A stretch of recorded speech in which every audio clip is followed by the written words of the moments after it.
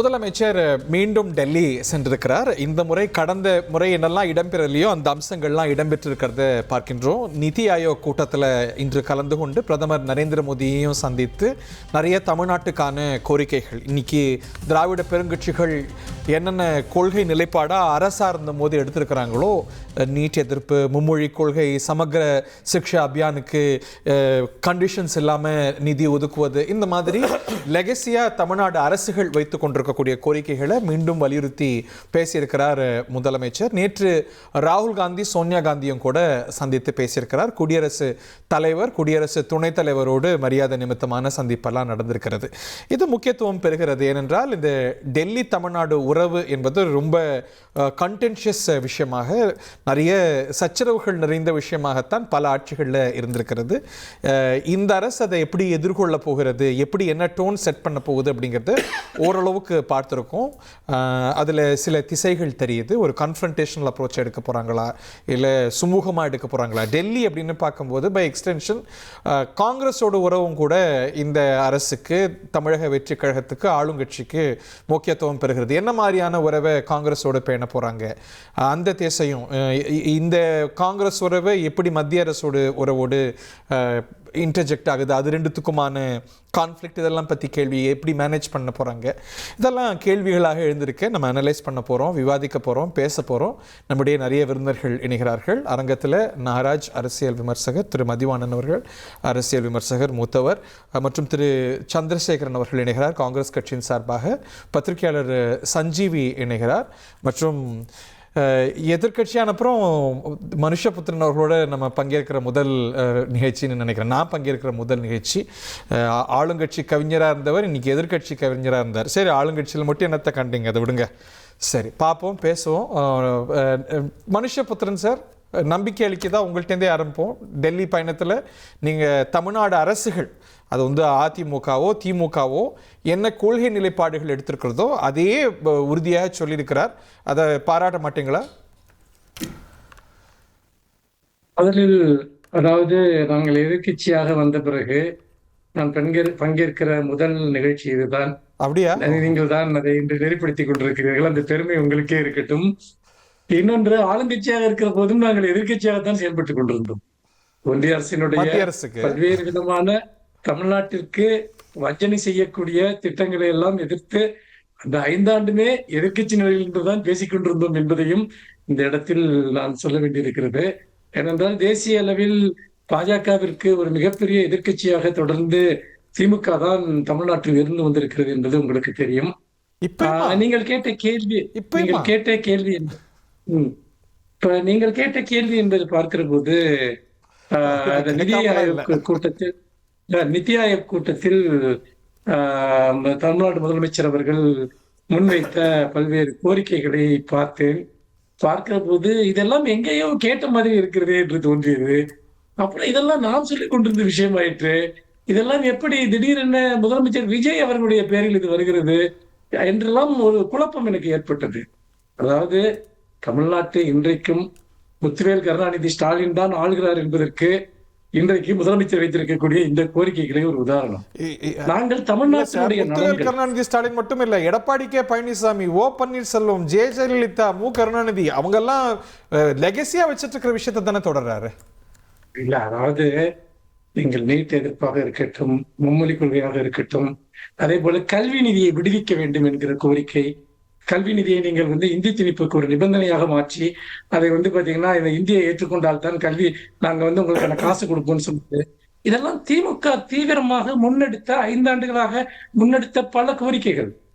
பாஜக கூட்டணியில் இருந்து கொண்டு அதிமுக அதை எப்படி கேட்டது என்பது உங்களுக்கு நன்றாக தெரியும். அதையே திமுக எப்படி கேட்டது என்பதும் உங்களுக்கு நன்றாக தெரியும். நினைக்கிறீங்க? இல்ல, நான் அந்த விஷயத்துக்கு வரேன். நானு அதாவது இன்றைக்கு முதலமைச்சர் இந்த கோரிக்கைகளை வைத்ததற்காக நான் அவரை பாராட்டுகிறேன். ஆனால் ஒரு நிதி ஆயோக் கூட்டத்தோடு இது முடிகிற ஒரு விஷயம் அல்ல. மாறாக இதை சட்டசபையில் எப்படி கொண்டு வரப்போகிறோம்?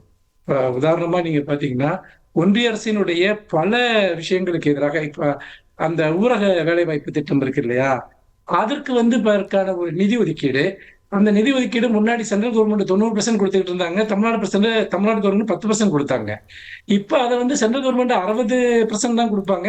தமிழ்நாடு 40% கொடுக்கணும். கிட்டத்தட்ட அதுபடி பார்த்தோம்னா 7,000 கோடி ரூபாய் அளவுக்கு தமிழ்நாடு அரசுக்கு நிதிச்சுமை ஏற்படும். இதை எதிர்த்து சட்டசபையிலேயே தீர்மானம் நிறைவேற்றினோம். இது ஏன் சொல்கிறேன் என்றால், இது போன்ற பிரச்சனைகளில் நாடாளுமன்றத்தில் எப்படி நாடாளுமன்றத்தில் திமுக எதிர்கொண்டிருக்கிறது, சட்டசபையில் எதிர்கொண்டிருக்கிறது. இன்னும் முதலமைச்சர் நிறைய பத்திரிகையாளர் சந்திப்புகளில், ஊடகங்களில் இதை பற்றி நேரடியாக பேசியிருக்கிறார். இப்போ வந்து தாவேகாவிற்கு ஒரு அரிய வாய்ப்பு கிடைத்தது. அவர்கள் வந்து கட்சியை ஆரம்பித்து ஒரு 2.5 வருடங்களில் ஆட்சியை கைப்பற்றினார்கள். ஆனால் இதை குரலை எங்கு ஒலிக்க வேண்டும் என்றால், இந்த கோரிக்கைகளை நாடாளுமன்றத்தில் ஒலிக்க வேண்டும். அவர்களுக்கு நாடாளுமன்றம் செல்வதற்கு, அவர்களுடைய ஒரு உறுப்பினரை அனுப்புவதற்கு உடனடியாக ஒரு நல்வாய்ப்பு கிடைத்தது. அங்கு போய் அந்த உறுப்பினர் உரத்த தன்னுடைய குரலை, தமிழ்நாட்டினுடைய குரலை வெளிப்படுத்த முடியும். ஆனால் முதலாக தனக்கு கிடைத்த அந்த மாநிலங்களவை சீட்டை வந்துட்டு உடனடியாக காங்கிரசுக்கு தாரை வார்க்கிறாங்க. இப்ப வந்து உடனடியாக அவங்களோடு வந்து பாத்தீங்கன்னா கூட்டணி அமைத்து தேர்தலில் போட்டியிடக்கூடிய அடுத்த பெரிய தேர்தலுக்கு வர்றதுக்கு இன்னும் 3 வருஷம் இருக்கு. அதை ஏன் கொடுத்தாங்கன்னு தெரியல. அது வந்து பாத்தீங்கன்னா இதை வந்து ஏன்னா இதுதான் இவங்க கொள்கைன்னா, இதை முதல்ல பேச வேண்டிய இடம் நாடாளுமன்றம், எதிரொலிக்க வேண்டிய இடம் நாடாளுமன்றம். இது மட்டுமல்ல, இனிமேலும் தமிழ்நாட்டு நலன்களுக்கு விரோதமாக ஒன்றிய அரசு ஏதாவது கொண்டு வந்தால் அதை நாடாளுமன்றத்தில் தான் குரல் எழுப்ப முடியும்.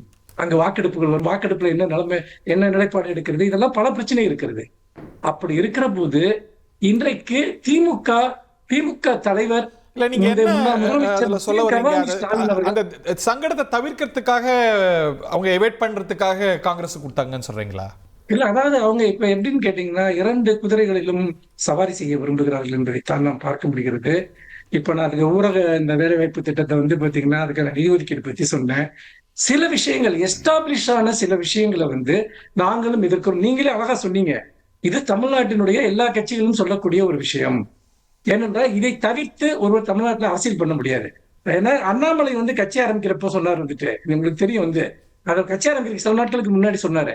அதாவது இன்னைக்கு இதற்கு முன்னால் மும்மொழி கொள்கையை ஆதரித்து பேசிக் கொண்டிருந்த அண்ணாமலை பிஜேபியிலிருந்து வெளியே வந்து கட்சி ஆரம்பித்தவுடன் என்ன சொல்கிறார் என்றால், நீங்க வந்து மும்மொழி கொள்கையை திணிக்க கூடாது அப்படிங்கிறார். நீங்க நல்லா நீங்க கம்பேர் பண்ணி பாருங்க. இதெல்லாம் வந்து தமிழ்நாட்டில் ஒருத்தர் அரசியல் பண்ணணும்னா பிஜேபியை தவிர எல்லாருமே பேசக்கூடிய ஒரு விஷயம்.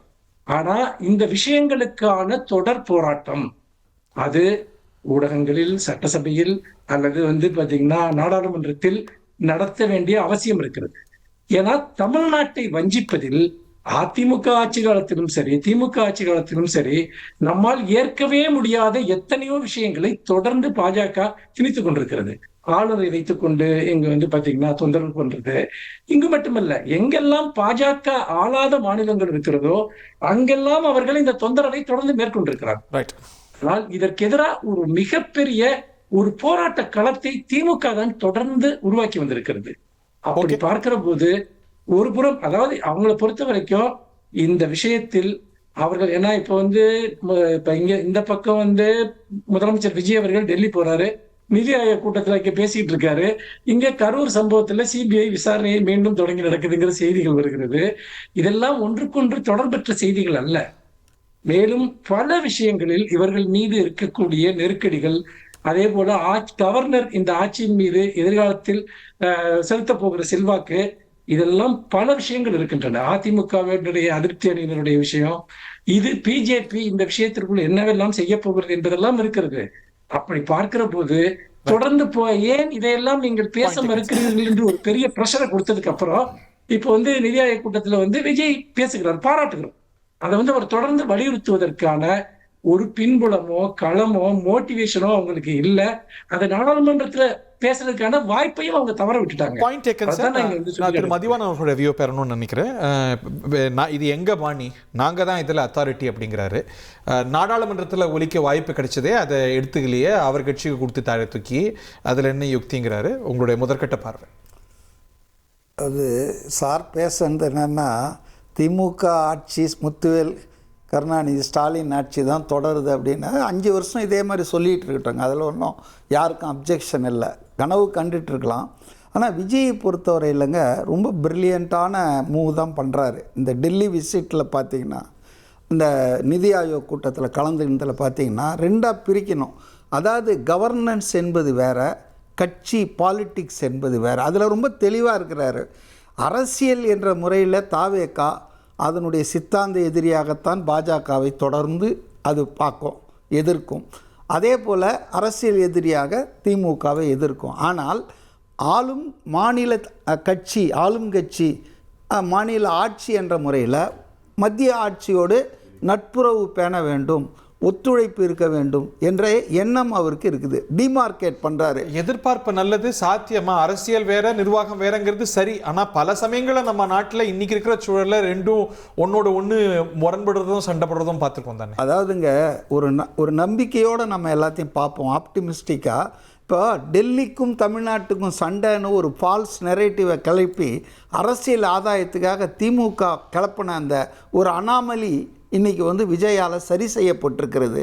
என்னை பொறுத்தவரையில் மத்திய அரசோடு மாநில அரசு ஒரு ஒன்றுபட்டு ஒரு இணக்கமான நிலையில் இருந்தால்தான் மாநில நலன்களுக்கு நல்ல வாய்ப்புகள் கிடைக்கும்.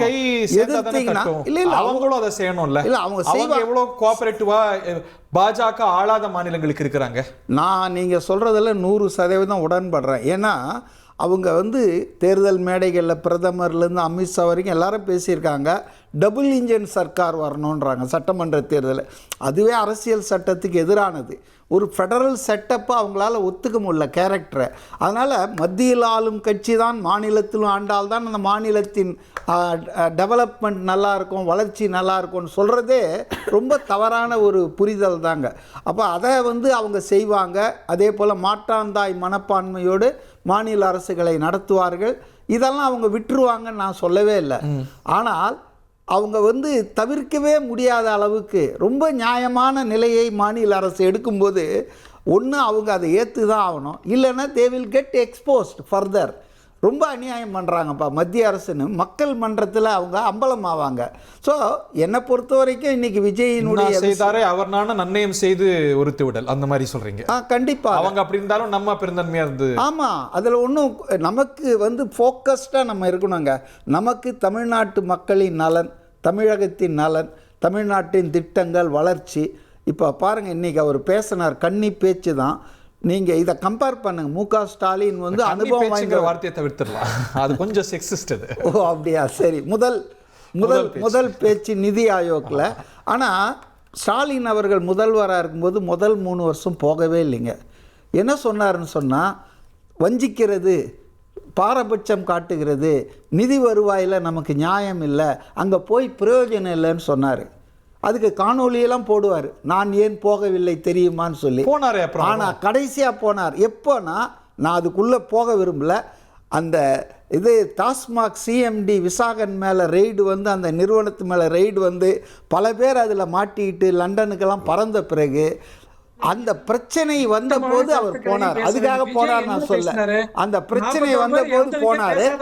போயிட்டு ஏன் போனோன்றதுக்கான காரணத்தை அவர் சொல்லாமலே போனார் தமிழ்நாட்டு மக்களுக்கு. பிரதமர் அப்பாயின்மெண்ட் கொடுக்கல, முதல் 3 வருஷம் அவர் என்ன காரணங்களை சொல்லிட்டு காணொலி போட்டு போகாமல் இருந்தாரோ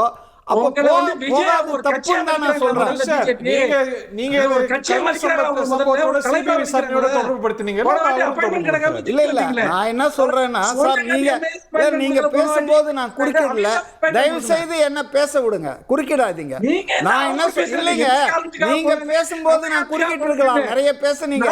ஆனா நான் குறுக்கிடாமல் இருந்தது காரணம், என்னுடைய டைம் வரும்போது நான் பேசுறேன், ஏன் நேரத்தில் நீங்க எடுத்துக்கிறீங்க. கரூர் சம்பவத்தை மறைக்கிறதுக்காக நீங்க நோக்கத்துக்கு நோக்கம் கற்பிக்கிறது. நீங்க இப்ப கரூர் சம்பவம் சிபிஐ விசாரணை நடக்குது, இந்த தருணத்துல போறாங்கன்னா அவர் ஒரு கணக்கு சொல்றாரு, நீங்க ஒரு சதி கோட்பாடு சொல்றீங்க, அவர் ஒரு சதி கோட்பாடு சொல்றாரு. அதாவது என்ன பொறுத்தவரையில் மு.க. ஸ்டாலின் அவர்கள் போயிருக்கணுன்றது தான் இப்போவும் சொல்றேன், போனது தப்புன்னு சொல்ல.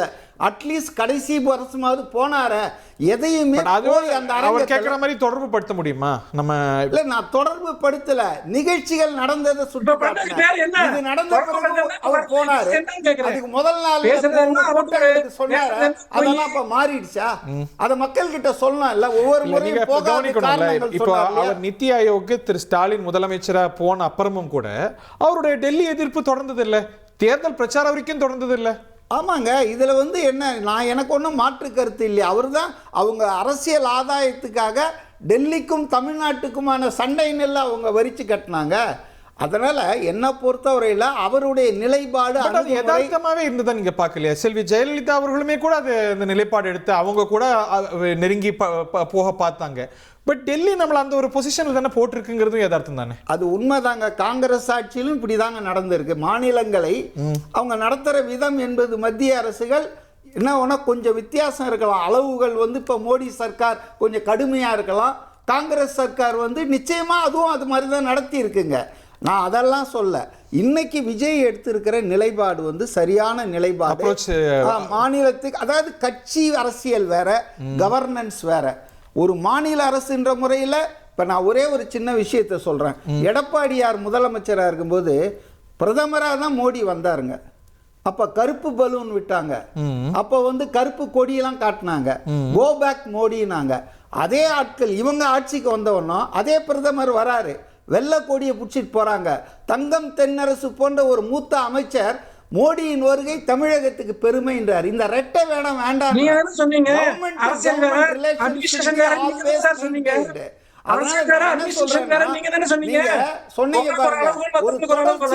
நீங்க கரெக்டா சொன்னீங்க.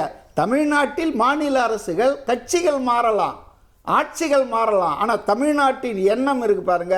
அது இருமொழி கொள்கையாக இருந்தாலும் சரி, அல்லது இந்தி திணிப்பை எதிர்ப்பதாக இருந்தாலும் சரி, சமஸ்கிருதத்துக்கு ஆதரவு கொடுப்பதாக அந்த கொள்கையாக இருந்தாலும், அதுல வந்து நம்ம வந்து தெளிவா இருக்குங்க தமிழ்நாடு. அதுல ஒரு கன்சிஸ்டன்சியும் காட்டுறாரு, கன்சிஸ்டன்சி அண்ட் கண்டினியூட்டி. பொலிட்டிக்கலா ஒரு மாதிரி டீல் பண்றாரு, கவர்னன்ஸ் வரும்போது ஒரு கோஆபரேஷனா அணுகுறாருங்கிறது பார்க்கறேன். அதாவது டிமார்கேஷன் இஸ் எ மஸ்ட். அதல தப்பு பண்ணிட்டாங்க திமுக. அதுதான் என்னுடைய கருத்து. அத ஒரு கோர்ஸ் கரெக்ட் பண்றாருங்கறீங்க. திரு சஞ்சீவி, நீங்க என்ன பாடம் படிக்கிறீங்க? இப்ப நம்ம வந்து நான் பிஜேபி சீஃப் மினிஸ்டர்ஸ், காங்கிரஸ் விட்டுவோம், வெவ்வேறு அப்ரோச் எடுத்துக்கிறாங்க. திரு ஸ்டாலின் அவர்கள் திரு மனுஷபுத்திரன் சொல்வது போல டெல்லிக்கு எதிராக கடுமையாக போராடினார். மம்தா பானர்ஜி அப்படி ஒரு போராட்ட அரசியலை தான் மேற்கொண்டதை நம்ம பார்த்தோம். அதே போல் வேற ரகமான சிஎம்சியும் நம்ம பார்த்துருக்கோம். நான் பிஜேபி சிஎம்ஸில் ஜெகன்மோகன் ரெட்டி அப்படி பெருசாக பொலிட்டிக்கலாக எதிர்க்காம அதே சமயத்தில் சார் சொல்கிற மாதிரியான ஒரு அப்ரோச் எடுத்தார். திரு நவீன் பட்நாயக் அந்த மாதிரி ஒரு அப்ரோச் எடுத்தார். This has also worked, that has also worked. திரு விஜய் என்ன கேட்டகரியில் வைக்கிறீங்க? அவருடைய சென்டர் ஸ்டேட் ரிலேஷன்ஸ், குறிப்பாக டெல்லி அணுகிறதுல அவர் காங்கிரஸோடையும் கூட்டணியில் இருக்கிறாரு, பிஜேபி அரசையும் ஒரு மாதிரி அணுகிறாரு. அவருடைய அப்ரோச்சை திரு மதிவானன் சொன்னார், ஒரு middle of the road approach மாதிரி அணுகிறாரு. How do you see? நீங்கள் ஒரு அவரை மம்தா ஸ்டாலின் கேம்பில் வைக்கிறீங்களா, இல்லை ஜெகன்மோகன் ரெட்டி மம்தா பானர்ஜி போன்ற ஜெகன்மோகன் ரெட்டி நவீன் பட்நாயக் கேம்பில் வைக்கிறீங்களா? காங்கிரஸோட கூட்டணியில் இருக்கக்கூடிய ஒரு சந்திரசேகர் ராவ், ஒரு ஜெகன்மோகன் ரெட்டி, ஒரு பட்நாயக், இப்படிதான் நான் அவரை பாக்குறேன். ஏன்னா மதிவானன் அவர்கள் பேசின போல administration governance is totally different from politics இல்லையா? இப்ப விஜய் அந்த ட்ராக்ல தான் போறாரு. ஏன்னா இப்ப நீங்க கொடுத்த ஸ்டேட்மெண்ட்லயே பாத்தீங்க அப்படின்னா இணக்கமான ஒரு உறவை வந்து மேற்கொள்ளணும் அப்படின்ற மாதிரி ஒரு இதை மென்ஷன் பண்ணிருக்காரு. அதே போன வாட்டி கூட போகும்பொழுது அவங்க கொடுத்த அந்த அறிக்கையில பாத்தீங்க அப்படின்னா வலியுறுத்தினார், கோரிக்கை வைத்தார் என்ற வார்த்தை எங்கேயும் பயன்படுத்தப்படல, கேட்டுக்கொண்டார் அப்படின்ற வார்த்தை தான் பயன்படுத்தப்படுது. இன்னைக்கு வந்து கொஞ்சம் லைட்டா வந்து அதுல ஒரு மாற்றம் வந்திருக்கு. ஐ இன்சிஸ்ட் அப்படின்ற வார்த்தையை வந்து இன்னைக்கு முதலமைச்சர் பயன்படுத்தினார் ஒரு சில விஷயங்கள். அதே மாதிரி போன வாட்டி எந்தெந்த விஷயங்கள் ரைஸ் பண்ணலையோ அது போன்ற விஷயங்கள் வந்து இந்த வாட்டி ஐடியாலஜிக்கல், அதாவது பாலிசி பேஸ்ட் விஷயங்களை வந்து ரைஸ் பண்ணிருக்காரு. சோ அப்படிதான் ஒரு கவர்மெண்ட் செயல்படணும் இல்லையா? ஏன்னா திமுக பாத்தீங்கன்னா அதிமுக ஒரு காரணம் இருந்தது. ஏன்னா ஐடியாலஜிக்கலா பாத்தீங்கன்னா இந்த கட்சிகள் வந்து ஒரு ஃபெடரலிசம் அப்படின்ற ஒரு விஷயம் வந்து தொடர்ந்து இருந்ததுனால அதை கடைபிடிச்சிட்டு இருந்தாங்க. இப்போ டிவிக்கு என்ன சொல்றாங்க அப்படின்னா, why should we go on that? எங்களுக்கு தேவையானது, மாநிலத்துக்கு தேவையானதை நாங்க கேட்டு பெறுறோம், அந்த வகையில அமைதியா நாங்க வந்து ஒரு இணக்கமான முறையில் கேட்டு வருவோம். இல்ல இவங்க இணக்கத்தை விரும்பலாம். இணக்கம் is a two way street இல்லையா? இப்போ அவங்க பிஜேபிக்கு, மத்திய அரசுக்கு காங்கிரஸோட இருப்பதுங்கிறது ஒரு உறுத்தலா இருக்குமா? அது வந்து இந்த உறவுல பிரதிபலிக்குமா அவங்க அப்ரோச்ல? அதனால சொல்றேன், காங்கிரஸ் ஒரு அடி ஒதுங்கி இருக்காருன்னு சொல்லணும் இப்போதைக்கு. ஏன்னா மனுஷபுத்திரன் சார் சொன்னல வந்து ஒரு பாயிண்ட்ல வந்து நான் கொஞ்சம் ஏற்கிறேன். ஏன்னா இப்போதைக்கு தேவைப்படல அப்படின்னு நினைக்கிறேன் நான். ஏன்னா கொள்கை ரீதியா பாத்தீங்கன்னா 3 அடிப்படை.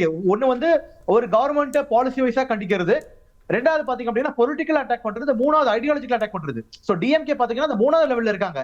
இப்ப டிஎம்கே இன்னைக்கு அறிக்கை விட்டுருந்தாங்க, இல்ல டிஎம்கே ஸ்போக்ஸ் பர்சன் பேசுறாங்க அப்படின்னா, ஆர்எஸ்எஸ் உடைய கொள்கை கொண்ட சிக்ஷா ஸ்கீமை அனுமதிக்க கூடாது, அப்படின்ற மாதிரி மென்ஷன் பண்ணிருப்பாங்க.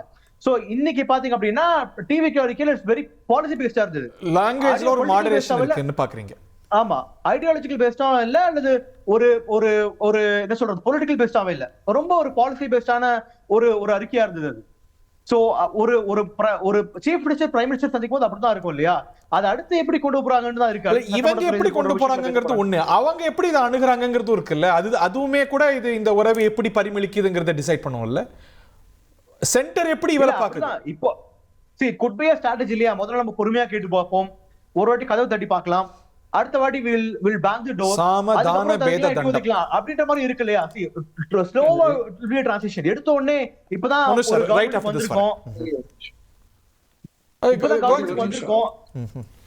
கவர்மெண்ட்டுக்கு வந்திருக்கோம்.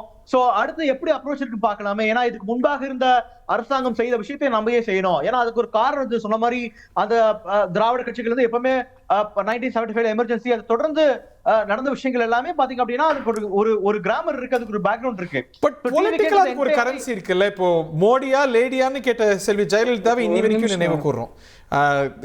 திமுகவுடைய டெல்லி எதிர்ப்பு பல தேர்தல்கள் அவங்களுக்கு பலன் கொடுத்திருக்கு. மேபி 26ல கொடுக்காம இருந்திருக்கலாம், இட்ஸ் டிஃபரெண்ட் எலெக்ஷன். பட் பொலிட்டிக்கலா தமிழ்நாட்டுடைய அபிலாஷையாவும் அது இருந்திருக்குல்ல. டெல்லியை எதிர்க்கிறவர்கள் யாரோ அவங்களுக்கு ஒரு கூடுதல் கரன்சி இருந்திருக்கு. 2026 சட்டமன்ற தேர்தலில் கொள்கை எதிரி திமுக சொல்லிட்டு ஆட்சிக்கு வந்தாச்சு இல்லையா? ஐ மீன் கொள்கை எதிரி கிடையாது, தீய சக்தின்னு சொல்லிட்டு வந்தாச்சு, அரசியல் எதிரி சொல்லி வந்தாச்சு. அடுத்து வந்து 2029 டைம் இருக்கு இல்லையா? அதுக்குள்ள எது கொள்கை எதிரி அட்டாக் பண்ணணும். there is lot of time. இன்னொன்னு பாத்தீங்கன்னா he is saying BJP is irrelevant in Tamil Nadu, அப்படிதான் பார்க்கணும் இல்லையா? ஏன்னா அரசியல் ரீதியா பாஜக தமிழ் எதுவும் கிடையாது. சோ எதிர்க்கணும் அப்படின்னா கொள்கை ரீதியா எதிர்க்கணும் அப்படின்னா பாலிசி பேஸ்டா தமிழ்நாட்டுக்கு நான் கேட்கிறேன், நீங்க கொடுக்கல அப்படின்ற பட்சத்துல நான் உங்களோட சண்டை போடுவேன் அப்படின்ற டோன் எடுப்பாங்க தவிர இன்னும் தாண்டி போக மாட்டாங்க அப்படின்ற மாதிரி எனக்கு ஒரு தோற்றம் இருக்கு. இன்னைக்கு இன்னொரு முக்கியமான விஷயம் பாத்தீங்கன்னா முன்னெடுத்து இந்தியா அலைன்ஸோட மீட்டிங் நடைபெற்றது. அதுக்கு வந்து காங்கிரஸோட ஸ்டேட்மெண்ட் என்னன்னா எம்பி கூடிய கட்சிகளை மட்டும் தான் அடைக்கிறோம், அதனால தாவேக்காவை அடிக்கன்னு சொன்னாங்க. இன்னொரு பக்கம் இன்னைக்கு முதலமைச்சர் பேசிட்டு இருக்காரு நிதி ஆயோக் கூட்டத்துல, மறுபக்கம் காங்கிரஸோடைய அலுவலகத்துல ஒரு மீட்டிங் நடக்குது. அந்த மீட்டிங்ல தேர் டிசைடிங் டு கண்டக்ட் ஒரு கண்ட்ரி வைட் ப்ரொடெஸ்ட், அதாவது காங்கிரஸ் சார்பா வந்து எடுக்கப்பட்ட ப்ரொடெஸ்ட், அதுல இந்தியா அலைன்ஸ் பார்ட்னர்ஸ் வந்து பங்கேற்பாங்கன்ற மாதிரி ஒரு சொல்லியிருந்தாங்க. அன்எம்ப்ளாய்மெண்ட், அதே மாதிரி நீட், அதே மாதிரி இந்த எலெக்ஷன் கமிஷனுடைய விவகாரங்கள் தொடர்பா ப்ரொடெஸ்ட் பண்ணதான் சொல்லுவாங்க. இது போன்ற விவகாரங்கள்ல டிவிக்கு இது போல ஸ்டான்ஸ் எடுக்க போகுது அப்படின்னு அவங்க வந்து காங்கிரஸோட கூட்டணியில இருக்காங்க. ஆனா இந்தியா அலையன்ஸ்ல இடம் பெறலையே, அதுல தடுக்கிறது என்ன? இன்னைக்கு திரு ப. சிதம்பரத்துடைய பேட்டியை கூட பார்த்திருப்பீங்க. Yes sir, Mathivanan sir, everybody இல்ல, இந்தியா கூட்டணி என்பதுங்க ஒரு ஃபெடரல் மாதிரி தாங்க செயல்படுவாங்க. புதுசா அந்த கூட்டணியில ஒரு கட்சியை சேர்த்துக்கணும்னா அதுக்கு முன்னால அந்த இருக்கிற எல்லா கூட்டணி கட்சி தலைவர்களும் அதுக்கு வந்து யாருக்கு போகுது அதுல இல்ல கருத்து இல்ல, அகிலேஷுக்கோ இல்ல மத்தவங்களுக்கோ இல்ல, ஃபார்மல் மீட்டிங் இப்பதாங்க நடந்திருக்கு. அதுல இந்த சப்ஜெக்ட் பேசப்பட்டிருக்கும். ஏன்னா திருமாவளவன் என்ன சொல்றாருன்னா டிவிக்கே இதில் வர்றதுல எங்களுக்கு அப்ஜெக்ஷன் இல்லைன்னா பேசியிருக்காரு. ஸோ ஒரு கூட்டத்தில் முடிவெடுத்த பிறகுதான் புதிய கட்சியை அவருக்கு அப்ஜெக்ஷன் இல்லை, திருமாவளவனுக்கு ஆப்வியஸ்லி, பட் யாருக்குமே அப்ஜெக்ஷன் யாருக்குமே இருக்க முடியாதுங்க. புதுசா கூடுதல் இப்ப திமுகவும் இருக்கலாம், தாவேகாவும் அகிலேஷ் யாதவுக்கோ பாஜகவை எதிர்ப்பதற்காக, பாஜக எதிர்ப்பு சக்திகளை ஒன்றிணைப்பதற்காக 2024 நாடாளுமன்ற தேர்தலுக்கு முன்னால உருவாக்கப்பட்ட இந்தியா அமைப்பு என்பது நீங்க பாத்தீங்கன்னா வெஸ்ட் பெங்கால்ல சிபிஎம் இருக்காங்க, காங்கிரஸ் இருக்காங்க, திரிணாமுல் இருக்காங்க, ஜம்மு காஷ்மீர்ல நேஷனல் கான்ஃபரன்ஸ் இருக்காங்க, பிடிபி இருக்காங்க, கேரளால யுடிஎஃப் இருக்கு, எல்டிஎஃப், காங்கிரஸ், பாஜக எதிர்ப்புக்காகத்தான் அதை ஒன்றிணைக்க வேண்டும் என்பதற்காக தான் உருவானது. இதை சரியா புரிஞ்சுக்கினாங்கன்னா திமுக இந்த மாதிரி அவசரப்பட்டு முடிவெடுத்திருக்க வேண்டிய அவசியம். மனோஜ் சார், இப்ப கூட திரு பி. சிதம்பரத்தோட கருத்து கேட்டிருப்பீங்க, நீங்க வேற கருத்து சொன்னீங்க, சொல்லுங்க. இல்ல, அதாவது ஒரு கூட்டணி வந்து மக்கள் மத்தியில வந்து அது ஒரு நம்பிக்கை பெறணும். இப்ப இந்தியா கூட்டணி என்பது அது வெறுமனே வந்து பிஜேபியை எதிர்ப்பதுங்கிற ஒரு கோல்ல மட்டும் இல்ல, அந்த எதிர்ப்பு மக்களை கன்வின்ஸ் பண்ணணும். எப்படி பண்ணணும்னா இந்த கட்சிகளுக்கு இடையே ஒரு இணக்கம் இருக்கிறது, பொது நோக்கத்தில் செயல்படுவதற்காக அவர்கள் ஒன்றிணைந்து செயல்படுவார்கள் என்கிற ஒரு இம்பாக்ட் இருந்தா தான் அந்த கூட்டணிக்கு ஒரு மதிப்பு மக்கள்கிட்ட இருக்கும். ஆனா காங்கிரஸ் தமிழ்நாட்டில் திமுகவுக்கு எதிராக செய்த விஷயங்கள் என்பது அதை அப்படியே சகித்துக் கொண்டு ஒண்ணுமே நடக்காத மாதிரி போய் அங்க போய் உட்கார்ந்தோம்னா, அதை கொஸ்டின் பண்ணாம உட்கார்ந்தோம்னா, அந்த கூட்டணியில் இருப்பதற்கு எந்த அர்த்தமும் கிடையாது. மக்கள் அதை ஒரு சல்லி காசுக்கு அந்த கூட்டணியை மதிக்க மாட்டாங்க. இப்ப வந்து திருமாவளவன் எதிர்ப்பு தெரிவிக்கிறாரு. அகிலேஷ் யாதவ் போன்றவர்கள் அவங்க வந்து பாத்தீங்கன்னா காங்கிரஸோட நிலைப்பாட்டை விமர்சிக்கிறாங்க. ஏன்னு கேட்டீங்கன்னா, அடிப்படையில வந்து இந்த கட்சிகளுக்கு இடையில முரண்பாடு இருக்கலாம். ஆனா இந்த கட்சிகளுக்கு இடையில நம்பகத்தன்மை இல்ல அப்படிங்கிற ஒரு நிலை உருவாச்சுன்னு சொன்னா, அந்த கூட்டணி எதுக்காக வந்து இருக்கணுங்கிற கேள்வி இங்க வந்துருது இல்லையா? அது யார் நம்புவாங்க அந்த கூட்டணிய? யார் மதிப்பாங்க அந்த கூட்டணிய? இன்னொன்னு ஒண்ணு சொல்லிடுறேன்.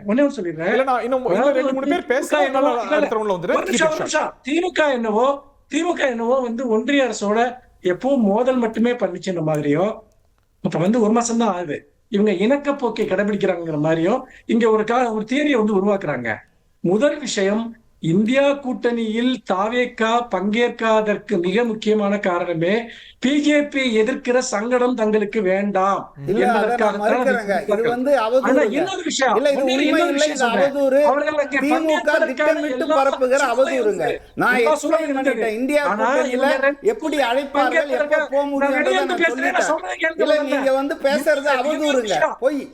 ஒரு நிமிஷம் இருங்க. இன்னொரு அடிப்படையான விஷயம், இன்னைக்கு 5 வருஷம் தமிழ்நாட்டில் ரூல் பண்ணிருக்கோம். தமிழ்நாட்டிற்கு தர வேண்டிய நிதியை கொடுக்கலன்னு சொன்னா நாங்க கேட்டிருக்கோம் கொடுங்கன்னு. இது வெள்ள நிவாரணம் கொடுக்கலன்னா கொடுங்கன்னு கேட்டிருக்கோம். கல்விக்கான போதுமான நிதி கொடுக்கலன்னா கொடுங்கன்னு கேட்டிருக்கோம். கவர்னர் வச்சு எங்க ஆட்சியை டிஸ்டர்ப் பண்ணாதீங்கன்னு சொல்லியிருக்கோம். இதெல்லாமே வந்து மோதல் போக்கா? இத கூட செய்யாம ஒரு கவர்மெண்ட் எதுக்கு சார் இருக்கணும்?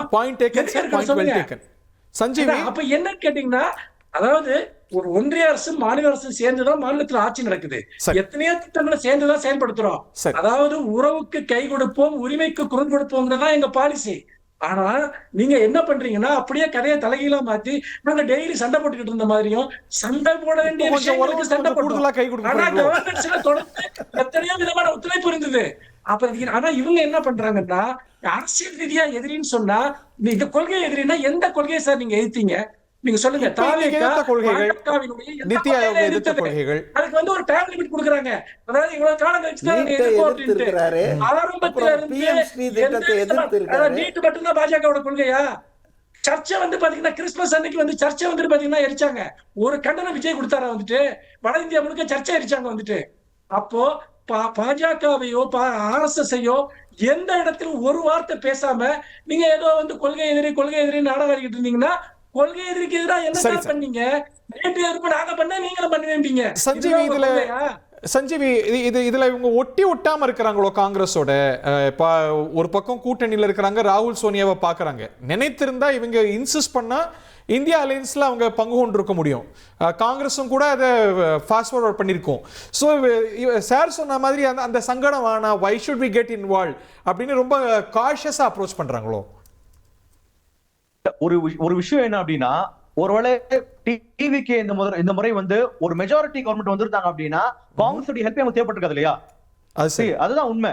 ஒருவேளை மெஜாரிட்டி வந்திருந்தாங்க அப்படின்னா உங்களுக்கு அது அவசியமே கிடையாது. அதனால ஒரு ஜெகன்மோகன் ரெட்டி YSRCP எப்படி நடத்தினாரோ ஆந்திரால, அதே மாதிரிதான் காங்கிரஸ் வந்து நடத்திட்டு போயிருப்பாங்க. ஐ மீன் டிவிக்கு வந்து கவர்மெண்ட் நடத்திருக்கோங்க. 2029 வந்து ஒரு திமுகவை தனித்து விடணுன்றதுக்காக, ஒரு பொலிட்டிக்கலா தனித்து விடணுன்றதுக்காக அங்க இருக்கும் கட்சிகளை கொண்டு வரதுக்கான வாய்ப்புகள் இருக்கே தவிர, அவங்களுக்கு வந்து டைரக்டா காங்கிரஸ் போய் சேரணுன்ற எண்ணம் முதல்ல இருந்திருக்காது இல்லையா? இல்ல இருந்துதானே. ப்ரீபோல் அலையன்ஸே யோசிச்சாங்க, பேசினாங்க, எக்ஸ்ப்ளோர் பண்ணாங்க. கடைசியில திமுக ப்ரிவேல் பண்ணிச்சு. காங்கிரஸுடைய ஊசலாட்டத்தால தான் இந்த ப்ரீபோல் அலையன்ஸ் நடக்காம போச்சு தவிர, தாவேகா வந்து for Congress, for VCK, for communist from the beginning. But Thaveka காங்கிரஸோட கூட்டணிக்கு போக அளவுக்கு போகுது. ஆனா காங்கிரஸ் மொழியில பேசுதா? காங்கிரஸ் அணுகிற மாதிரி பிஜேபி அணுகுதா? இந்தியா கூட்டணியில இருக்கிற மற்ற கட்சிகள் அணுகிற மாதிரி அணுகுதா? சார், இது ஒரு கட்சி, அது ஒரு கட்சி. அப்ப அவங்க மொழியில தான் பேசுவாங்க, அவங்க பாணியில தான் பேசுவாங்க. காங்கிரஸ் மொழியில பேசணும்னா தாவேகா. நீங்க பாருங்களேன், இந்தியா கூட்டணியில இருக்கிற மம்தாவோ, அகிலேஷோ, என்சியோ, பிடிபியோ அவங்களோட மொழிக்கும் விஜயோட மொழிக்கும், விஜயோட அணுகுமுறைக்கு வித்தியாசம் இருக்குல்ல? விஜய் வந்து இப்பதாங்க ஆட்சிக்கு வந்திருக்காரு. கட்சியே 2.5 வருஷம் கட்சி. So his priorities are different. Yes. Chandrasekhar sir, Manushyaputhiran sir கேட்கிற கேள்விகள்ல நியாயம் இருக்கிறதா பார்க்கலையா? இப்போ நீங்களோ இந்தியா கூட்டணியில் இருக்கிற மற்ற கட்சிகளோ ஏன் திமுகவோ அவங்க காட்டுற இந்த பிஜேபி எதிர்ப்பை, ஏன்னா அது உங்களுக்கு ரொம்ப முக்கியமானது, ஏன்னா அதுதான் நீங்க பிரதானமா வைக்கிறது, அந்த தீவிரம் டிவிக்கு அரசு கிட்ட பாக்குறீங்களா? இல்லை, ஒவ்வொருத்தருக்கும் ஒரு மொழி இருக்குங்க. நீங்கள் அதாவது முழக்கங்கள்ன்றது வெறும் கொள்கைன்றது முழக்கங்கள் மட்டும் கிடையாது, செயல்லையும் இருக்கணும். இன்றைக்கி செயலில் காட்டியிருக்காருன்றதை நான் பார்க்குறேன். இன்றைக்கி நிதி ஆயோக்கில் போய் அந்தந்த கொள்கைகளை எல்லாவற்றையும் வலியுறுத்தி பேசினது அது செயலில் காட்டியிருக்காருன்னு பார்க்குறேன். நீங்கள் கடந்த முறை கூட போய் ராகுல் காந்தியை மீட் பண்ணல, சோனியா காந்தியை மீட் பண்ணலன்றதெல்லாம் ஒரு சர்ச்சையாக கிளப்பினாங்க. இன்றைக்கி அதை மீட் பண்ணிட்டார், அதை போய் சொல்லலை, அதை நான் அடுத்த தடவை போகிறப்ப பார்ப்பேன், இதெல்லாம் நான் அவர் ப்ரீஃப் பண்ணல. ஆனால் இன்று இந்த முறை செய்திருக்கிறார், எல்லாவற்றையும் செய்து காட்டி கொண்டிருக்கிறாருங்கிறத பார்க்குறேன். ஒன்று. இரண்டாவது, நீங்கள் பாஜக எதிர்ப்பு அப்படின்னு சொல்கிறீங்க.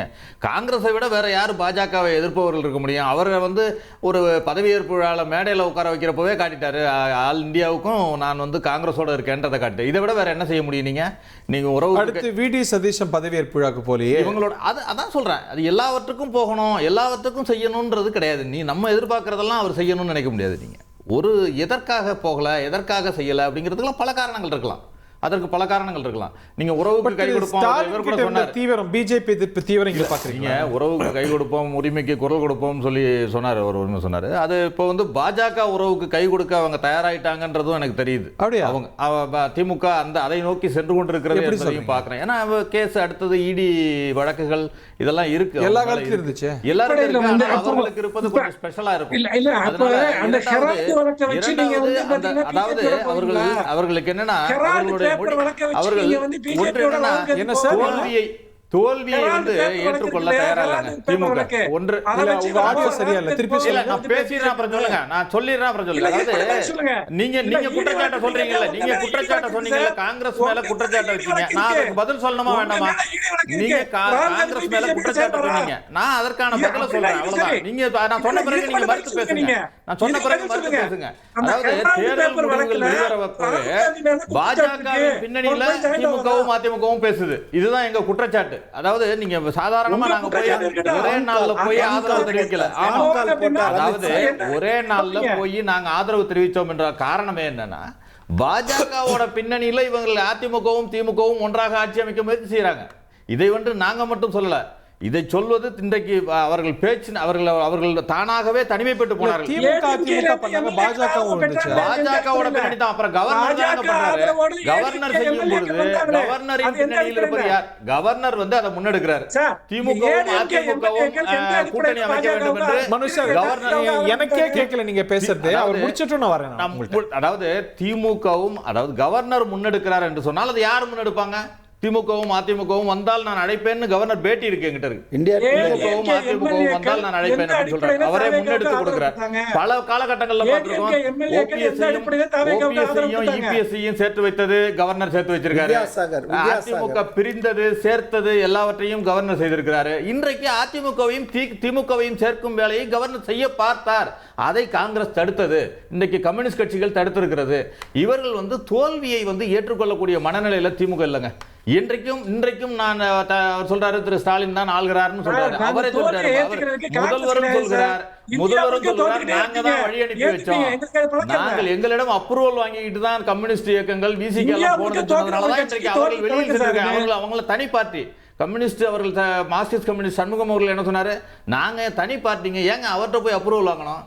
அந்த அளவிற்கு இவர்கள் கூட்டணியிலிருந்து வெளில வந்துட்டாங்க. ஆமாங்க, இன்றைக்கு கூட்டணியிலிருந்து வெளியில் வருவதற்கு காரணமே அவர்கள் தான். அவர்கள் திமுகவோட சாஃப்ட் அப்ரோச்சில் தான் இருந்தாங்க. ஈவன் கம்யூனிஸ்ட் இயக்கங்களா இருக்கட்டும், விசிகாவா இருக்கட்டும், எல்லோருமே நாங்கள் அந்த கூட்டணியில் இருக்கிறோம் என்று தான் சொல்லிட்டு இருந்தாங்க. நாங்க திமுக கூட்டணியில இருக்கோம், முக்கியமான கட்டங்களில் பிரச்சனைகளுக்காக போராடுவதற்கு அவர்களோடு சேர்ந்து போராடுவோம்னு சொல்லிட்டு இருந்தாங்க. ஆனாலும் அவர்களை இவர்களே வெளியில் அனுப்பிச்சிட்டாங்க. ஏனென்றால் தேர்தலுக்கு முன்பு நடந்து கொண்ட மாதிரியே இப்பொழுதும் பெரியண்ணன் மனப்பான்மையோடு திமுக நடந்து கொண்டிருக்கிறது. அதுதான் காரணம். அந்த காரணத்தினால் தான் திமுக இன்றைக்கு தமிழ்நாட்டில் மட்டுமல்ல இந்தியா முழுக்க தனிமைப்பட்டிருக்கிறது என்பதுதான் உண்மை. திரு மனுஷ், ரொம்ப சுருக்கமாக சொல்றேன். இன்னைக்கு வட இந்தியா முழுக்க காங்கிரசினுடைய நிலை என்பது என்ன? இன்னும் சொல்ல போனால் தங்கள் கூட்டணி கட்சிகளை தோற்கடிப்பதுதான் தொடர்ந்து ராகுல் காந்தியும் காங்கிரசும் செய்து கொண்டிருக்கக்கூடிய வேலை. இவங்க திமுக அதிமுக கூட்டணி அமைக்க பார்த்துச்சு, பிஜேபி பின்படையோட அப்படின்னு ஒரு பொய்ய பரப்பிட்டு இருக்காங்கல்ல. அதே அதிமுக, அந்த அதிமுகவினுடைய எம்எல்ஏக்கள் எந்த அடிப்படையில் தாவேகாவிற்கு ஆதரவளித்தார்கள்? அதுக்கு பின்னாடி பிஜேபி இல்லையா? இன்னொன்னு கம்யூனிஸ்ட் கட்சியை பத்தி பேசுறாங்க. முன்னாள் அமைச்சர்கள் எல்லாம் வந்து திமுகல சேர்றாங்களோ அதே அடிப்படையில் தான். பினராயி விஜயன் என்ன சொன்னாருன்னா, இன்றைக்கு முன்னாள் அமைச்சர்கள் இவங்க எல்லாம் வந்து திமுகல எந்த அடிப்படையில சேர்றாங்க அதே அடிப்படையில தான் தாவேகாக்கு ஆதரவு கொடுத்திருப்பாங்க. அவர்களுக்கு பிடித்த கட்சியில சேர்றாங்க. பினராயி விஜயன் என்ன சொன்னாருன்னா, எங்கள் மீதான ரெய்டு, கம்யூனிஸ்ட் கட்சி அந்த எங்கள் மீதான ரெய்டு ராகுல் காந்தியின் தூண்டுதலின் பேரில் தான் பிஜேபி செய்து கொண்டிருக்கிறது.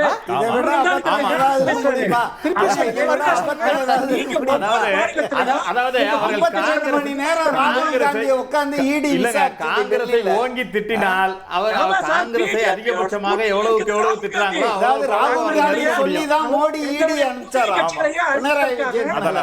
தமிழ்நாட்டு அரசியல மிகப்பெரிய கெட்ட வார்த்தைங்கிறது பிஜேபி பீட்டியம் தான் போல.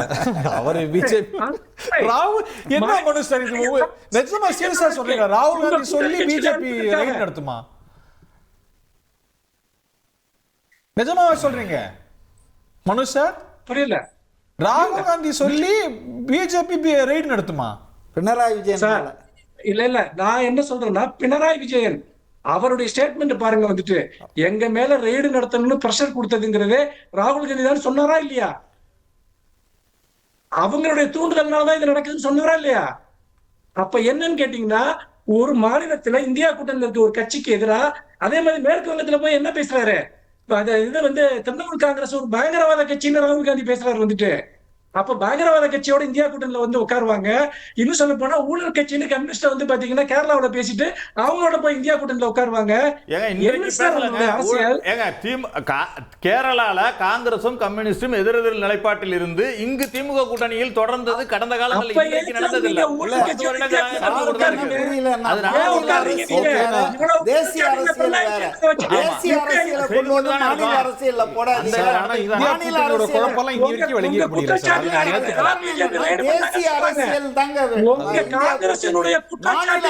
பல இடங்கள்ல பல மாநிலங்கள்ல காங்கிரஸ் ஊருக்கு வந்து அடிச்சு போனா புரியல. ஒவ்வொரு மாநிலத்திலும் ஒரு மாதிரியான அரசியல் இருக்குங்க.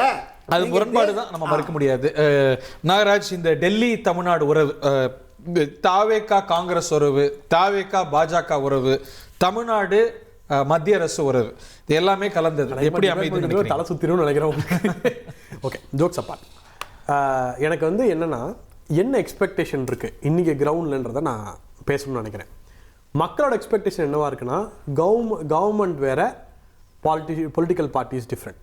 அந்த தெளிவுக்கு மக்கள் வந்திருக்கிறது வந்து ரொம்ப சந்தோஷமா இருக்கு. மக்கள் என்ன எக்ஸ்பெக்ட் பண்றாங்க? சென்ட்ரலும் ஸ்டேட்டும் சேர்ந்து எங்களுக்கு என்னென்ன பாலிசிஸ் கொண்டு வர முடியும், எங்களுக்கு என்னென்ன இம்ப்ளிமெண்ட் பண்ண முடியும், எந்த இடத்துல நாங்கள் டெவலப் ஆக முடியும், அதை ஃபோக்கஸ் பண்ணுங்க அப்படின்னு ஒரு பாயிண்ட்டுக்கு வராங்க. குறிப்பாக இதில் மோஸ்ட் சக்ஸஸ்ஃபுல் சீஃப் மினிஸ்டர் யார் அப்படின்னு பார்த்தீங்கன்னா ரேவந்த் ரெட்டி தான். நீங்கள் காங்கிரஸை சேர்ந்த ரேவந்த் ரெட்டி. எப்படி சொல்றீங்க? எலாபரேட். ரேவந்த் ரெட்டி மாதிரி உங்களுக்கு வந்து மோடி எதிர்க்கிற ஒரு ஆள் கிடையாது. ஆனால் பொலிட்டிக்கலா ஆனால் தெலுங்கானாவுக்கு ப்ராஜெக்ட்ஸ் கொண்டு வரதுக்கும் ஃபண்ட் ரைஸ் பண்ணுறதுக்கும் அவர் எப்படி ட்ரை பண்ணார் அப்படின்னா, politically I am against Modi, I don't have any problem, but he is my prime minister. If I want something, I have to knock his door and get it for Telangana. இந்த மோட தான் Vijay try பண்றாரோ அப்படின்ற சமிக்கைகள் இன்னைக்கு வருது. இது நடக்குமா நடக்காதா அப்படிலாம் தெரியல. குறிப்பாக வந்து என்இபியில் வந்து ஒரு பெரிய ப்ராப்ளம், தெலுங்கானாவில் என்இபி வந்து இம்ப்ளிமெண்ட் பண்ணிட்டாங்க. என்இபியில் ஒரு பெரிய ப்ராப்ளம் வரும்போது தெலுங்கானாவில் வந்து அது ஒரு புதிய கல்விக் கொள்கையில் பிஎம்சியும் என்இபியும் சேர்ந்து இது பண்ணும்போது அது ஒரு பேச்சுவார்த்தை நடத்தி ஒரு குழு நடத்தி அதை சக்ஸஸ் பண்ணி இன்னைக்கு தெலுங்கானாவில் இம்ப்ளிமெண்ட் ஆயிடுச்சு. ரைட்.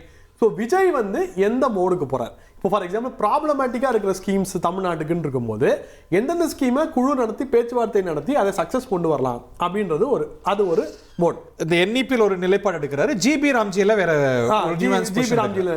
ஜிபி ராம்ஜியில் எனக்கே வந்து அதில் ஒரு கன்ஃபியூஷன் இருக்கு. இந்த 60-40 எப்படி இந்த 60-40 கொண்டு வர போறீங்கன்றாங்க. ஜிபி ராம்ஜியில் இவங்க கொடுத்த நல்ல விஷயங்கள் என்னன்னா, டைரக்ட் பெனிஃபிட் ட்ரான்ஸ்ஃபர் நல்ல விஷயம். ஏன்னா வந்து இந்த எந்த ஏழைகளுக்காக அந்த ஸ்கீமை கொண்டு வரோமோ அதிலே கட்டு கமிஷன் எடுத்துட்டு போனா யாருக்கு போய் காசு சேரும்?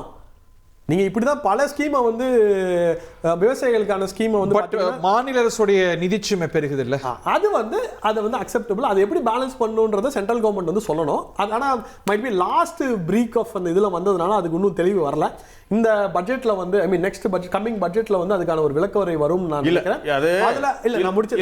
பேசவே இல்ல சார். இல்ல ஜூலை 1 அதை இம்ப்ளிமென்ட் பண்றாங்க. அதுல சொல்லிட்டாங்க இவ்வளவு அமௌண்ட் இவ்வளவுன்னு சொல்லிட்டாங்க. ஜிஎஸ்டி இருக்குல்ல, இப்ப ஜிஎஸ்டி இருக்குல்ல, ஜிஎஸ்டிக்கு இனிஷியலா வரும்போது பல ஸ்ட்ரகிள்ஸ் இருந்தது. அது ஃபார்மேட் ஆகி ஒரு ஷேப் வந்திருக்கு. இந்த ஜிராம்ஜிலையும் இனிஷியலா சில ஸ்ட்ரகிள்ஸ் வரும். பட் ஃபார்முலேட் வரும்போது நெக்ஸ்ட் இதுக்குள்ள அதுக்கு ஒரு பெரிய ஷேப் இருக்கும்னு தான் நான் நம்புறேன். கவர்னன்ஸ் கோஆர்டினேட் பண்ணணுங்கிறதுல மறுப்பதற்கு இல்லை, அவங்களும் கொடுக்கணும், அவங்களும் அதை ஒத்துழைக்கணும், மறுக்கிறதுக்கு இல்லை.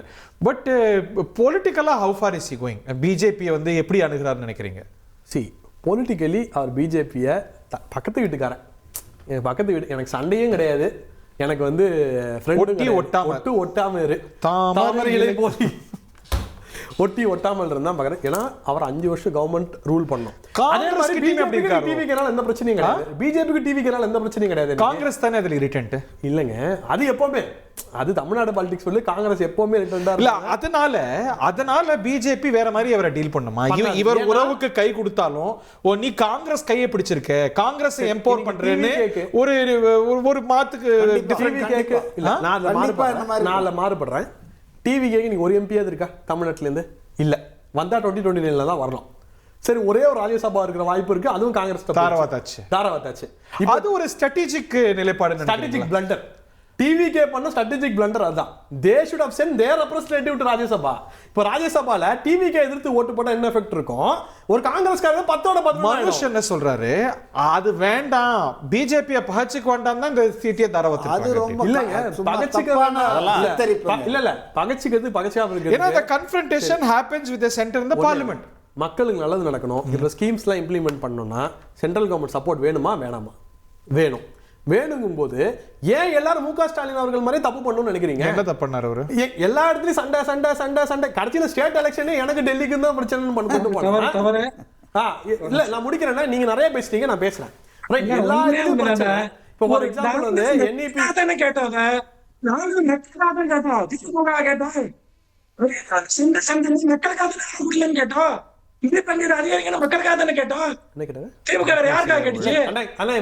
ஆடியோ அவரோட ஆடியோ எனக்கு சரியா வேலை கொஞ்சம் அப் பண்றீங்களா? சரி பண்ணிட்டு வாங்க. ரைட், ஓகேவா? ஸோ கொஞ்சம் சரியா இல்லை, ஆடியோ மட்டும் செக் பண்ணுங்க. ஸோ இவர் என்ன எடுக்கிறாருன்னா 3 years நம்ம அவங்க கூட ஃப்ரெண்ட்ஷிப் வச்சுக்க வேண்டாம், நமக்கு அந்த ரோல் வந்து 2029 தான் வருது.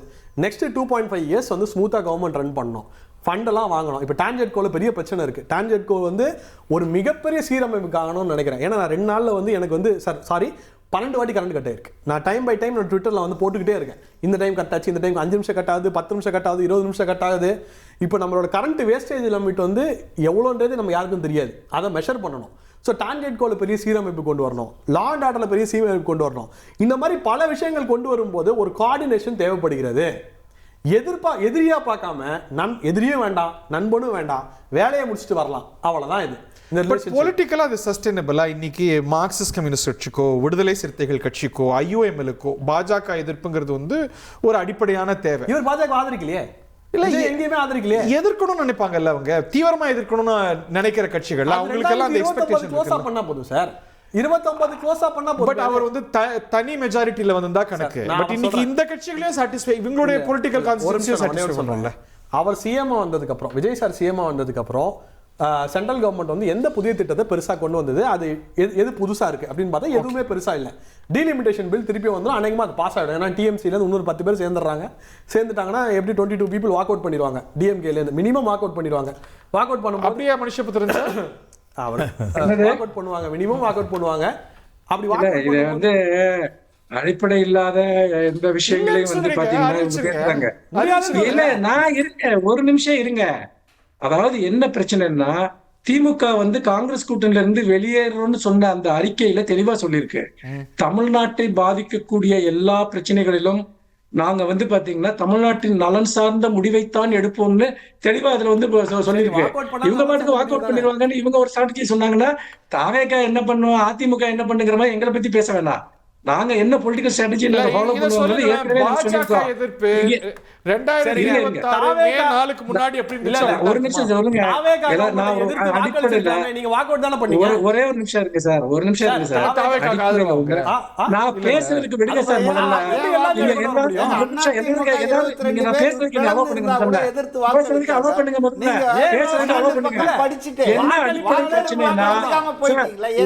ஒரு அடிப்படை பிரச்சனை சார் வந்துட்டு நாங்க என்ன பண்ண போறோம் என்ன பண்றதுங்கிறது வந்து நீங்க எங்களுக்கு சொல்ல வேணாம். வந்துட்டு நான் அடிப்படையில கேக்குறது என்னன்னா, எடப்பாடி பழனிசாமியோட அதாவது வந்து எடப்பாடி பழனிசாமி அவர்கள் இங்க முதலமைச்சராக இருந்த போது பாஜகவோடு நல்லவருடன் தான் இருந்தார். இன்னைக்கு அதிமுக பிரதிநிதிகள் யாரும் இல்லை, இருந்தா நான் கேட்டிருந்திருப்பேன். அந்த சமயத்தில் கூட ஆளுநரை வச்சு சோதனை பண்றது, தமிழ்நாட்டிற்கான நிதி ஒதுக்கீடுகளை மறுக்கிறது, இப்படி அதாவது இன்னும் சொல்ல போனா பேரிடர் நிவாரண நிதியை கூட கொடுக்காம இருந்தது, எல்லாத்தையும் நல்லூர்ல இருந்தப்பவும் பண்ணாங்க. அதாவது ஒரு அடிப்படை விஷயத்த இப்ப ஸ்டாலின் எய்த்தாருன்னு சொல்லிட்டு இங்க பண்றாங்கன்னா எதுக்காக சார் எதிர்த்தோம்? எதுக்காக எதிர்த்தோம்? அடிப்படையில எங்களுக்கு தேவையான நியாயமான விஷயங்களை மறுக்கிறீங்க, இதை கொடுங்கன்னு கேட்கிறோம். இதை வந்து ஒரு கம்ப்ளைண்டா மாத்துவீங்கன்னா இவங்க எப்படி சார் கேட்பாங்க? இவங்க மேல என்ன நம்பிக்கை இருக்கு அப்படின்னு கேட்பாங்க. இது ஒரு கம்ப்ளைண்ட். மம்தா பானர்ஜி மேற்கு வங்கத்தை கேட்டாங்க, கேரளாவோட பினராயி விஜயன் கேட்டாரு, எல்லா பாஜக அரசுகளும்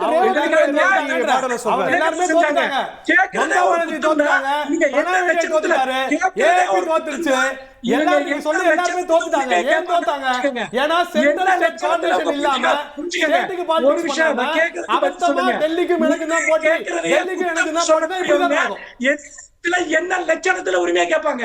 உரிமையை கேட்கறதே குத்தம் சொல்லக்கூடியவங்க, அத ஒரு குற்றச்சாட்டா சொல்லக்கூடியவங்க.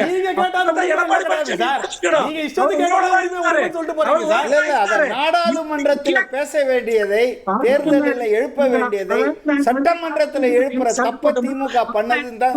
இப்ப அதையே தப்ப விஜய் பண்ணமா? BJP is not a force in Tamil Nadu. ஒரே ஒரு எம்எல்ஏ தெரியல. ஓகே சஞ்சீவி, சென்டர் இவர் எப்படி அணுகுதுன்னு பாக்குறீங்க? அதுல கிடைக்கக்கூடிய சமிக்ஞைகள் அடுத்து நீங்க தான். இல்ல சென்டர் இன்னும் டைம் இருக்குல்ல, இப்பதான் 1 மாசம் இருக்கு. ஆல்ரெடி 2 மீட்டிங்கான அப்பாயின்மெண்ட் கொடுத்திருக்காரு. ஏற்கனவே இன்னைக்கு இந்த நீதி ஆயோக் மீட்டிங் எல்லா சீஃப் மினிஸ்டரும் தனியா மீட் பண்ணாங்க. அது இல்லாம 2 வாரங்களுக்கு முன்பாக முதலமைச்சர் சந்திச்சாரு போயிட்டு. சோ இன்னைக்கு கூட பாத்தீங்க அப்படின்னா அந்த முனிசிபல் டிபார்ட்மெண்ட்டுக்கு கிட்டத்தட்ட 7,700 கோடி நிதி ஒதுக்கப்பட போறதா தகவல் இருக்கு. சோ இந்த நம்ம நாகராஜ் சொன்ன மாதிரி கண்டிப்பா வந்து இன்னும் 2 வருஷம் to 3 வருஷம் எந்த ஸ்கீம் இம்ப்ளிமெண்ட் பண்ணுவானோ தாவிக்கு அறிவிச்ச ஸ்கீம்ஸ் அதை இம்ப்ளிமெண்ட் பண்றதுக்கு கண்டிப்பா சென்டரோட ஹெல்ப் தேவை. அதனால வந்து இப்போதைக்கு ஒரு வாட்டி தட்டி இருக்காங்க, ஒரு பில் அடிச்சிருக்காங்க, பில் அடிச்சிருக்காரு, கதவு தட்டி இருக்காரு. அடுத்து இன்னும் கதவு திறக்கல அப்படின்னா அடுத்து கொடுக்கலாம் ஒதிப்பாரு. அதான் சொல்றேன், அந்த டிரான்சிஷன் இருக்கு இல்லையா, எடுத்த உடனே திமுக போன வாட்டி எப்படி பண்ணாங்களோ அதே மாதிரி அக்ரெசிவா இருக்க வேண்டிய அவசியம் தாவிக்க கிடையாது இல்லையா? அதனால எப்படி அவங்க ரியாக்ட் பண்றாங்க, சென்ட்ரல் கவர்மெண்ட் என்ன பண்ண போகுது, அதை பேஸ் பண்ணி ஒரு ரியாக்ஷன் இருக்குன்னு நான் பாக்குறேன். அதே மாதிரி சென்டர் டீலிங் நமக்கு கிடைக்கக்கூடிய சமிக்ஞைகள் என்னதுல you want to weigh? Yes, you will have the last word. நீங்க தான் ஃபைனல் word. சென்டர் வந்து நியாயமான கோரிக்கைகளை என்றுமே நிறைவேற்றிருக்கு. இப்போ NEP இம்ப்ளிமெண்ட் பண்ணாதான் அந்த சமிஷ்ட சிக்ஷா கிடைக்கும் அப்படின்னு ஒரு ஃபார்முலேஷன் கொண்டு வரும்போது அந்த NEP இம்ப்ளிமெண்ட் பண்றதுக்கு திமுக என்ன எஃபர்ட் போட்டு, இப்ப தாவேகா என்ன எஃபர்ட் போட போகுது? அதுல இல்ல நாங்க NEP மொத்தமா நிராகரிக்கிறோம். திமுக என்ன பொசிஷனோ அதான் தாவேகா பொசிஷன். NEP இல்ல தாவேகா என்ன பொசிஷன், இன்னைக்கு பொசிஷன் இருக்கு. நாளைக்கு வந்து நிதி இது பண்ணும்போது அந்த கமிட்டி கூப்பிடும் போது இவ் ராஜ்மோகன் சார் ஒரே ஒரு செகண்ட், பினராயி விஜயன் CPM கட்சியின் பொலிட் பியூரோ மெம்பர் அந்த கூட்டணியே கன்சல்ட் பண்ணாம இந்த PMST திட்டத்துல பணத்தை வாங்கறதுக்காக LDF கன்சல்ட் பண்ணாம போய் அக்ரிமெண்ட் போட்டு வந்துட்டாரு. CPI கட்சி ரிபல்லியன் பண்ணி நான் வெளியே போவேன்னு சொன்ன பிறகுதான் அதை வந்து திரும்ப வாங்கினாரு. அதனால இதெல்லாம் வந்து நம்ம ஹைப்போதெட்டிக்கலா பேச முடியாது. NEP-ல திமுகவும் சரி தாவேகாவும் சரி எதிர்க்கிற ஒரு விஷயம் வந்து இந்தி இம்போசிஷன், அந்த 3வது லாங்குவேஜ் ஹிந்தி இம்போசிஷன். ஆனால் NEP-ஐ பொறுத்தவரை நான் முழுசா படிச்சிருக்கேன், அதனால சொல்றேன்.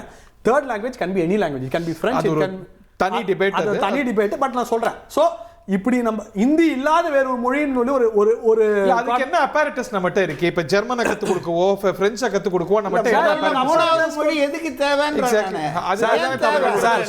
மொழி போதும். இப்போ ஒண்ணுமே இல்ல, ஆங்கிலம் லிங்க் லாங்குவேஜ் மூதர் லாங்குவேஜ் போதும். இப்போ யாராவது மொழி படிக்கிறது நீங்க என்ன சொல்ல விரும்புறீங்க?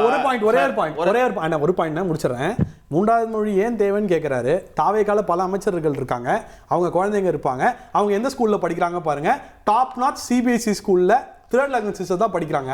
அப்போ ஏன் கவர்மெண்ட் ஸ்கூலுக்கு அது வரக்கூடாது? அவ்வளோதான் என்னோட. இன்னைக்கு ஒரு அமைச்சர் வந்து நகராட்சி ஸ்கூல்ல அவர் பொண்ணு இல்ல நீங்க நான் கேக்குறது ரொம்ப சிம்பிளா திமுக ஆட்கள் பூரா சிபிஎஸ்இ ஸ்கூல்ல நான் அதான் சொல்றேன். Okay, you have the last words. நீங்க என்ன சொல்றீங்க? அதாவது தமிழ்நாடு அரசு, மத்திய அரசு இது ஒரு பக்கம். ஆனால் எந்த கட்சி ஆண்டாலும் சரி மத்திய அரசு ஒரே மாதிரி ட்ரீட் பண்ணாலே இது எல்லாமே தீர்ந்துடும். ரெண்டாவது, இந்த 10-12 வருடங்களாக மோடி அரசுங்கிறது தமிழ்நாட்டை புறக்கணிக்கிறதுங்கிறதுல எந்த விதமான மாற்று கருத்தும் கிடையாது. அதில் பல விஷயங்கள் எடுக்கலாம். இயற்கை பேரிடருக்கான நிதியாக இருக்கலாம், சிறப்பு திட்டங்களாக இருக்கலாம். ஒரு சின்ன கம்பேரிசன் சொன்னோம்னா, அதற்கு முன்பு இருந்த மன்மோகன் சிங் அவர்களுடைய ஆட்சியில் 10 ஆண்டு கால ஆட்சியில் எவ்வளவு திட்டங்கள் தமிழ்நாட்டுக்கு வந்துச்சு. தமிழ் செம்மொழி நிறுவனம், அதே போல மத்திய பல்கலைக்கழகம் சொல்லுவாங்க, செங்கோலை வச்சோம். அது போல இல்ல,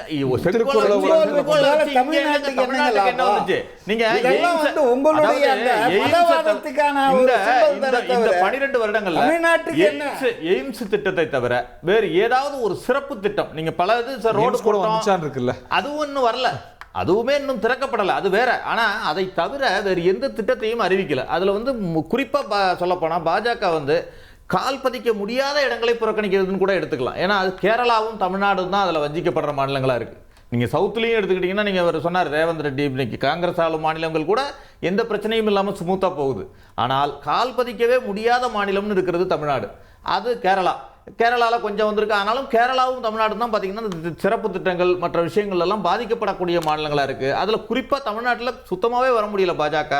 அதனால அவர்கள் எந்த திட்டத்தையும் தர மறுக்கிறார்கள் என்ற குற்றச்சாட்டு தமிழகத்தில் இருக்குது. அதனால தான் நீங்கள் பாஜக எதிர்ப்பையும் இங்கு திமுக எதிர்ப்பையும் சேர்த்து அவர் விஜய் இன்றைக்கு கெயின் பண்ணியிருக்காருன்னு நான் பார்க்குறேன். ஓகே, உங்கள்கிட்ட எந்த குறையும் நீங்க பார்க்கல, சரியான அப்ரோச் தான் சென்டர் அணுகிறாரு, டெல்லி அணுகிறாரு. கண்டிப்பா இன்க்ளூடிங் காங்கிரஸ் வந்து நீங்க இன்றைக்கு 2 விஷயம். ஒன்று, மேடையில் உட்கார வச்சு பதவியேற்பு விழாவில் கலந்துக்கிட்டது மட்டும் கிடையாது, இன்றைக்கு சந்தித்தது மட்டும் கிடையாது, 2 அமைச்சர்கள் கொடுத்தது மட்டும் கிடையாது. முதல்ல ராகுல் காந்திக்கு தான் விஜய் மேல ஏற்பு இருக்கு. இன்னும் சோனியா காந்தி, மல்லிகார்ஜுன் கார்கே அவங்களுக்கு இன்னும் திமுக பாசம் தான் இருக்கு. காங்கிரஸ் அது வந்து திரு ப. சிதம்பரத்துடைய பேட்டியில வெளிப்பட்டுச்சோ சஞ்சீவி, அது இல்ல, அது கலெக்டிவ் டிசிஷன். காங்கிரஸை பொறுத்த வரைக்கும் நீங்க ஒருத்தர் சொல்லி அது அப்படின்றதெல்லாம் நீங்க சஞ்சீவி வாண்ட் டு வெயின்.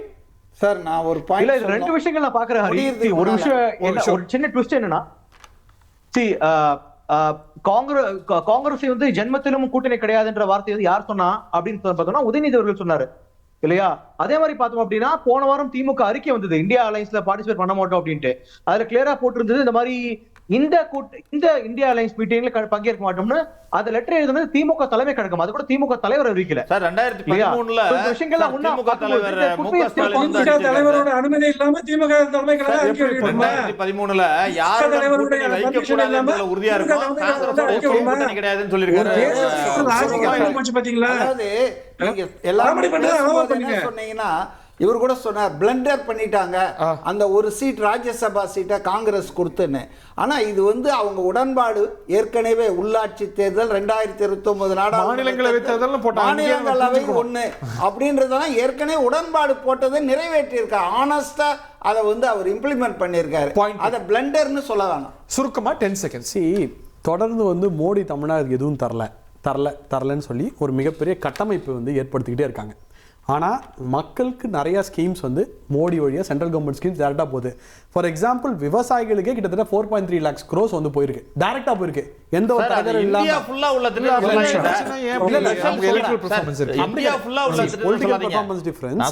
தமிழ்நாட்டுக்கு என்ன ஸ்பெஷல் ஸ்கீம்?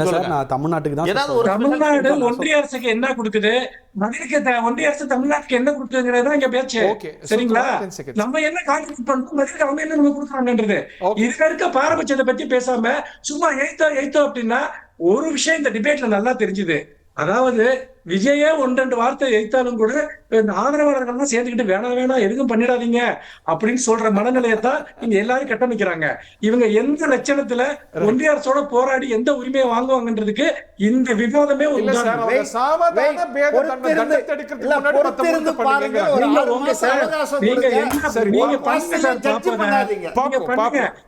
ஏதோ கை குழந்தை மாதிரி இவங்க ஏதாவது ஹேண்டில் பண்ண போற மாதிரி பேசிட்டு இருக்கீங்க. நல்லா யோசிச்சு பாருங்க என்ன 5 வருஷத்துல நடந்ததுங்கிறத, வர 5 வருஷம் எப்படி நடக்க போகுதுங்கிறத பார்ப்போம். அதுக்கான